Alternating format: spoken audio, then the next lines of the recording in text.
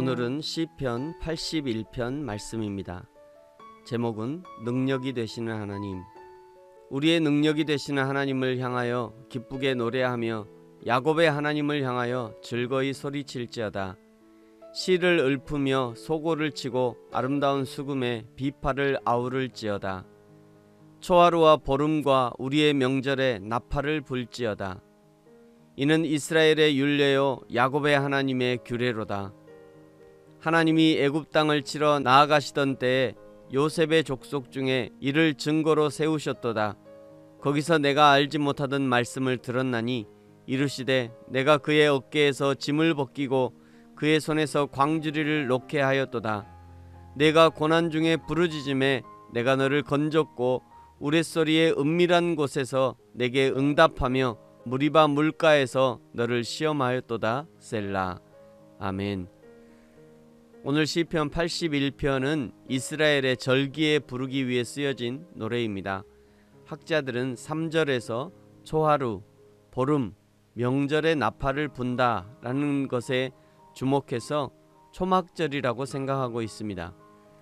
이스라엘의 명절에 드리는 제사는 지금의 예배라고 생각할 수 있습니다.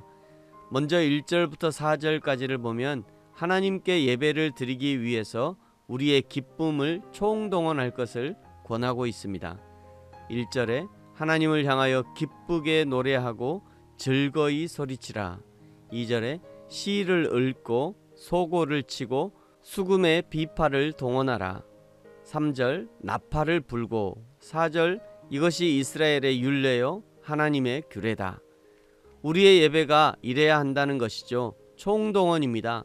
목소리를 총동원하고 몸을 총동원하고 악기를 총동원하고 할 수 있는 모든 것을 총동원해서 하나님을 찬양해야 한다는 것입니다.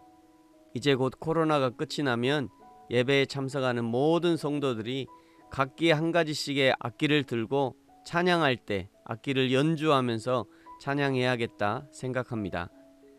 둘째로 5절부터 7절까지를 보면 과거 하나님께서 이스라엘에게 베푸신 은혜를 이야기하고 있습니다. 5절 애굽에서 10가지 재앙을 통해 이끌어내셨고, 6절에서 그의 어깨에서 짐을 벗기고 그의 손에서 광주리를 놓게 하였도다. 이 구절은 이스라엘 사람들이 이집트에서 노예 생활을 할 때 무거운 짐을 지고 있었던 것을 회상하게 만듭니다. 7절 무리바 물가에서 너를 시험했다. 무리바 물가는 반석에서 물을 내신 하나님의 은혜의 경험을 말씀하시는 거죠.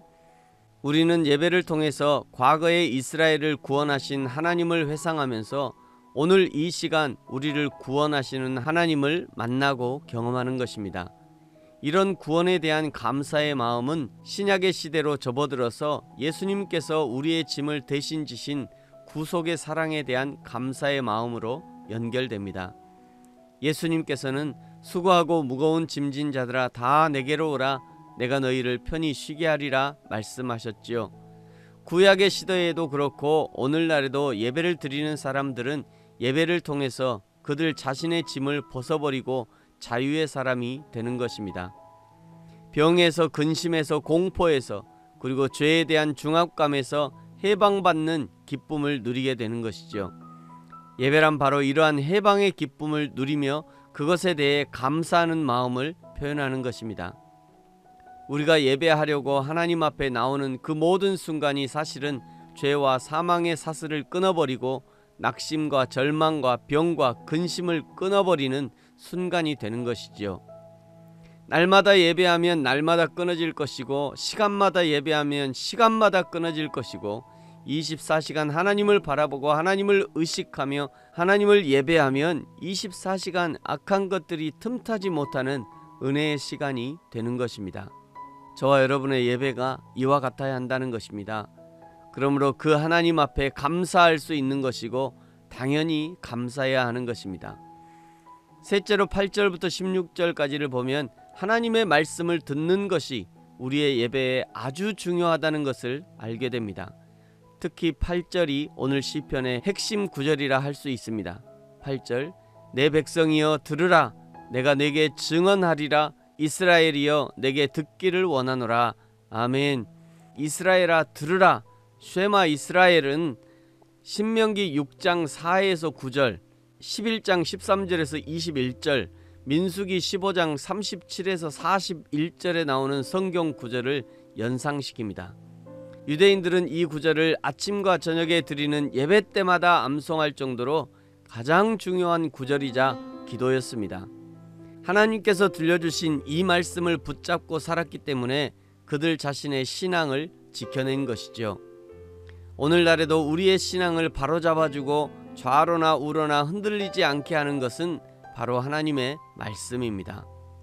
우리는 예배를 통해서 하나님의 말씀을 듣고 그 말씀대로 살기를 다짐해야 하는 것입니다.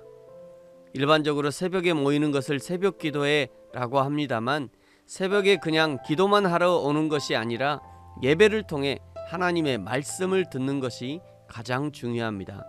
말씀을 듣고 그 말씀대로 살기를 작정하고 그 말씀의 인도하심으로 하루를 사는 것, 그 말씀이 인도하시는 기도를 하는 것, 그것이 예배여야 한다는 것입니다. 사랑하는 성도 여러분, 오늘도 우리가 아침 시간에 하나님의 말씀 앞에 나아갑니다. 사실은 하나님이 말씀 앞으로 우리를 불러주시고 초청해 주신 것이죠. 오늘부터 다시 허락하신 한 주가 하나님의 말씀의 인도하심을 받고 순종함으로 말씀을 따르는 삶이 되어지기를 예수님의 이름으로 축복합니다. 아멘. 기도하겠습니다. 하나님 아버지, 감사합니다.